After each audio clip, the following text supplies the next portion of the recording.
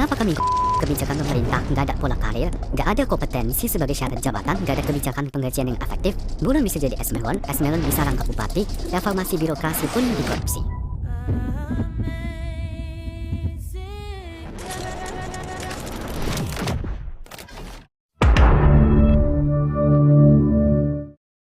Perkenalkan, nama saya Abdillah Kaisar Muslim. Nama saya Adinda Amelia Sakasya Putri.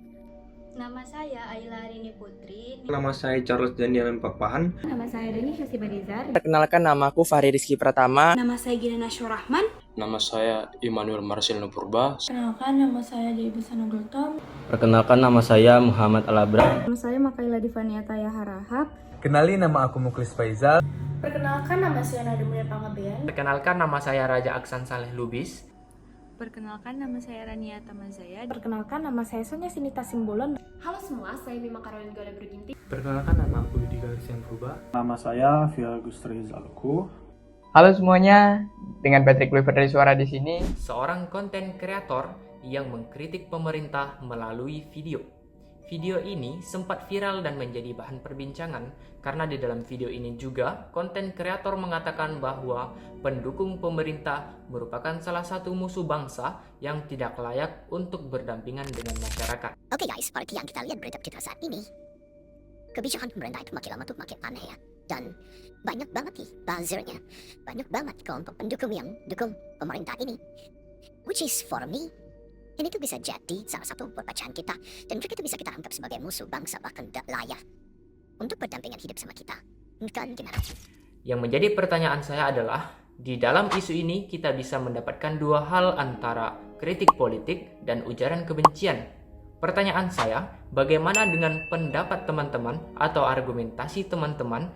Apakah isu ini masuk ke kritik politik atau ujaran kebencian, atau bahkan bisa kepada kebebasan dalam berpendapat? Terima kasih. Menurut saya, unggahan tersebut masih merupakan bentuk kebebasan berpendapat yang dilindungi konstitusi, karena inti utamanya adalah kritik terhadap kebijakan pemerintah, di mana retorika politik yang tajam atau hiperbolik merupakan hal lumrah dalam ruang publik yang demokratis. Lagi pula, ungkapan tersebut menyasar kelompok afiliasi politik dan bukan identitas terproteksi atau SARA yang menjadi syarat mendasar ujaran kebencian.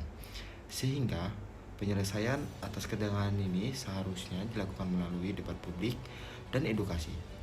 Berdasarkan pasal 28E ayat 3 Undang-Undang Dasar 1945, semua orang berhak atas kebebasan berpendapat. Oleh karena itu, saya berpendapat bahwa unggahan tersebut masih dalam kritik politik yang dilindungi oleh konstitusi sebagai bagian dari kebebasan berekspresi. Menurut saya, kebebasan berpendapat juga memiliki batasan pendapat, yang mana yang bisa dikatakan sebagai pendapat adalah jika di dalamnya tidak mengandung suatu hal yang dapat menyebabkan konflik sosial atau ketegangan di tengah masyarakat. Sedangkan di dalam isu, seorang konten kreator mengatakan bahwa sekelompok masyarakat yang mendukung pemerintah adalah musuh bangsa yang tidak layak hidup berdampingan dengan masyarakat, yang mana dengan adanya kalimat tersebut dapat menimbulkan suatu ketegangan di tengah masyarakat. Jadinya dia bukan lagi kritikan dari rakyat untuk pemerintah, tetapi jatuhnya menjadi ujaran kebencian. Saya berpendapat bahwa kalimat tersebut bukan lagi sebuah kritikan terhadap sebuah kebijakan, melainkan sebuah serangan terhadap individu atau kelompok yang dapat memunculkan konflik sosial. Setiap masyarakat memiliki hak untuk kebebasan berpendapat yang diatur dalam UUD 1945, yaitu pada pasal 28E ayat 3 dan 28F, di mana setiap orang berhak berserikat, berkumpul, dan berpendapat. Tetapi dalam pelaksanaan kali ini terdapat penyimpangan terhadap ketentuan yang berlaku, yaitu dalam pasal 28J ayat 2 UUD 1945 yang menegaskan bahwa dalam menjalankan kebebasannya, setiap orang berhak wajib tunduk pada pembatasan yang ditetapkan oleh undang-undang demi penghormatan atas hak dan kebebasan orang lain. Dari pasal ini kita dapat melihat bahwa kebebasan berbicara berhenti ketika kritikan itu mulai menyerang individu atau kelompok tertentu. Jadi ketika sebuah kritikan sudah mengarah pada kebencian atau permusuhan terhadap individu atau kelompok, negara berhak mencegahnya dan unggahan tersebut tidak lagi dikatakan sebagai sebuah kritikan, melainkan sebuah hal yang dapat memunculkan konflik dan perpecahan di masyarakat. Menurut saya, unggahan tersebut masih dapat dianggap sebagai bentuk kebebasan berpendapat, karena pada dasarnya berisi kritik terhadap kebijakan pemerintah. Hal ini dijamin dalam pasal 28F Undang-Undang 1945 yang menyatakan setiap orang berhak untuk berkomunikasi dan memperoleh informasi, serta mencari, memperoleh, memiliki, menyimpan, mengolah, dan menyampaikan informasi dengan menggunakan segala jenis saluran yang tersedia. Meskipun bahasa yang digunakan cukup keras, tapi fokus utamanya tetap berupa kritik terhadap pemerintah. Selama tidak ada ajakan untuk melakukan kekerasan atau tindakan melawan hukum, unggahan tersebut masih dapat dipandang sebagai bentuk kebebasan berekspresi dan dilindungi oleh konstitusi. Saya berada di sisi kontra atas mosi pada hari ini. Mengapa demikian? Alasannya bukan karena kebebasan berpendapat, karena kebebasan berpendapat sudah dijamin oleh Undang-Undang Dasar kita. Yang saya permasalahkan di sini adalah pernyataan dari kreator tersebut yang menyatakan bahwa seluruh pendukung pemerintah merupakan musuh negara yang harus dimusuhi dan tidak bisa hidup bersama-sama di lingkungan masyarakat. Mengapa saya menolak pernyataan tersebut? Karena pernyataan tersebut merupakan pernyataan provokatif yang bisa memicu konflik horizontal di tengah masyarakat.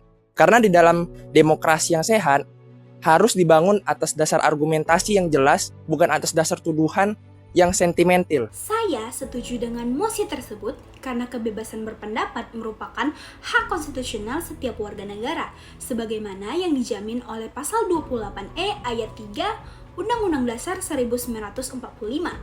Setiap orang berhak atas kebebasan berserikat, berkumpul, dan mengeluarkan pendapat.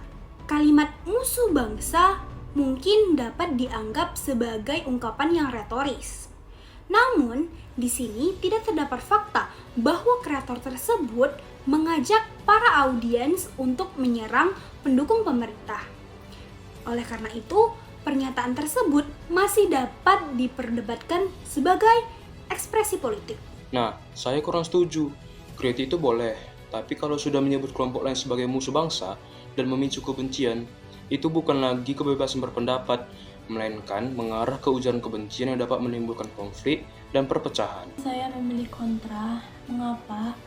Karena kebebasan berpendapat memang dijamin haknya oleh konstitusi. Namun, kebebasan tersebut bukan berarti seseorang dapat menyampaikan pernyataan yang berpotensi terhadap kebencian kepada suatu kelompok orang tertentu. Dalam kasus ini, terdapat kalimat yang mengatakan bahwa musuh bangsa yang tidak layak hidup berdampingan dengan masyarakat.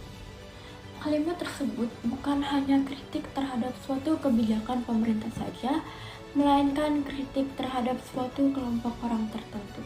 Saya memilih pro karena bagi saya setiap orang bebas menyatakan pendapat selama itu disampaikan sebagai opini politik dan bukan hasutan kekerasan langsung, maka ia masuk dalam perlindungan konstitusi. Dan dalam teks tersebut yang diserang adalah kebijakan pemerintah dan kelompok pendukung pemerintah. Dan ini adalah termasuk kritik politik. Menurut prinsip demokrasi, pejabat publik dan pendukung kebijakan publik memang harus siap dikritik. Dan itu jelas berbeda dengan ujaran kebencian yang menyerang ras, agama, suku, atau individu secara pribadi.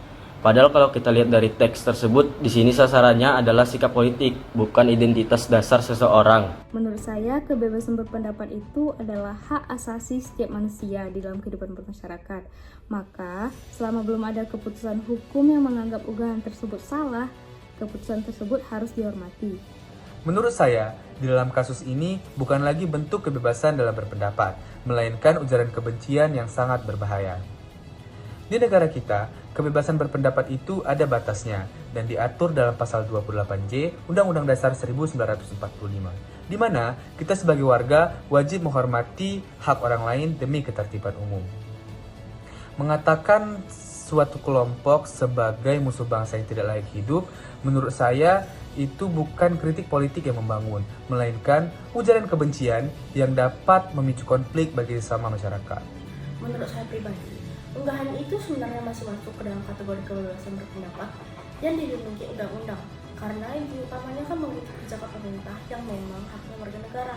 Meskipun ada pilihan kata yang agak keras dan suka memicu perdebatan, ekspresi tersebut sebaiknya dilihat secara keseluruhan sebagai bentuk kritik politik.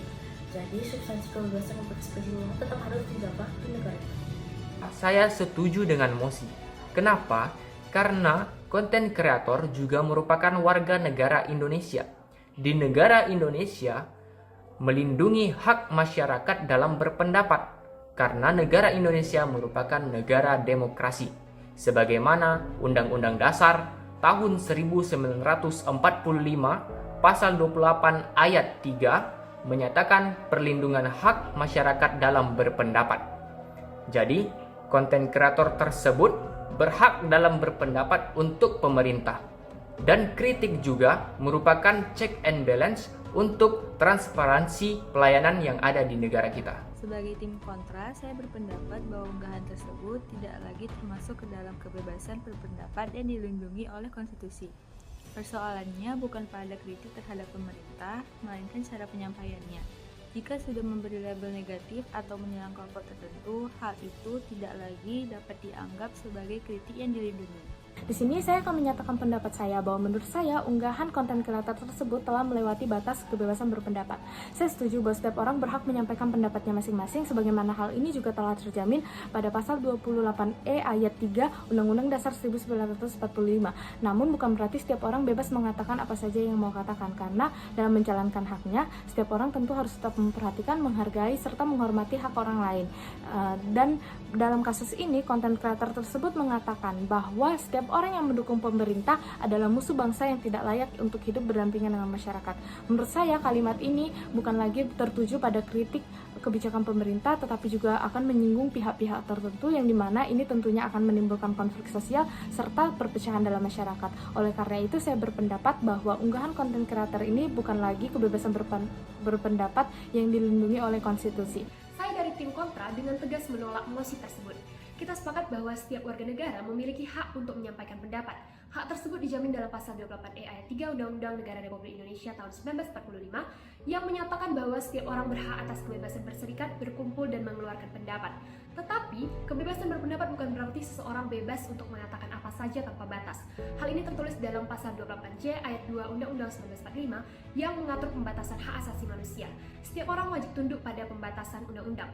Dalam kasus ini, konten kreator tersebut tidak hanya mengkritik kebijakan pemerintah saja, tetapi ia juga menyebutkan bahwa pendukung pemerintah sebagai musuh bangsa yang tidak layak hidup berdampingan dengan masyarakat. Menurut saya, pernyataan tersebut sudah melewati batas kritik, karena kritik seharusnya ditujukan kepada tindakan pemerintah, bukan untuk menyerang atau memberikan label negatif kepada sekelompok orang. Jadi, jika pernyataan seperti ini terus-menerus dianggap sebagai bagian dari kebebasan berpendapat, maka akan semakin banyak orang yang merasa bebas untuk menyebarkan ujaran yang dapat memecah belah masyarakat. Menurut saya, pernyataan tersebut tidaklah tepat jika dikategorikan sebagai kebebasan berpendapat. Kebebasan berpendapat bukanlah suatu hal yang mutlak.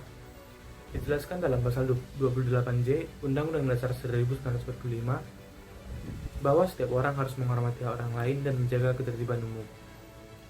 Selain itu, kalimatnya menyatakan musuh bangsa tidak layak hidup berdampingan dengan masyarakat, tidak hanya mengkritik pemerintah, tapi juga menyerang suatu kelompok tertentu. Pernyataan ini dapat memicu kebencian, permusuhan, dan konflik di tengah masyarakat, sehingga dianggap sebagai ujaran kebencian. Menurut saya, kasus ini bukan lagi sekedar kebebasan pendapat ya, melainkan kasus ini mengandung ujaran yang dapat memicu kebencian terhadap kelompok tertentu pastinya. Ya, kebebasan ini harusnya berekspresi dilindungi, tetapi tidak boleh juga melanggar hak dan keamanan orang lain ya. Menurut saya, contoh kasus ini sudah tidak dapat dikategorikan sebagai kebebasan berpendapat yang dilindungi konstitusi, tetapi sudah melewati batas hak asasi dan membahayakan integrasi sosial karena di dalamnya sudah mengandung provokasi dan ujaran kebencian atau hate speech. Baik, teman-teman semuanya, pada akhirnya kita sampai di bagian kesimpulan dan hampir rata jawaban dari teman-teman semuanya adalah kontra. Karena meskipun kritik terhadap pemerintah merupakan hak setiap warga negara, tetapi tetap saja pernyataan tersebut berpotensi melampaui batas kebebasan berpendapat sebagaimana yang diatur dalam pasal 28J ayat 1 Undang-Undang Dasar 1945 yang berbunyi setiap orang wajib menghormati hak asasi manusia orang lain dalam tertib kehidupan bermasyarakat, berbangsa, dan bernegara. In this case, content creator tidak hanya menyampaikan kritik terhadap kebijakan pemerintah, tetapi juga memberikan label jelek seperti musuh bangsa.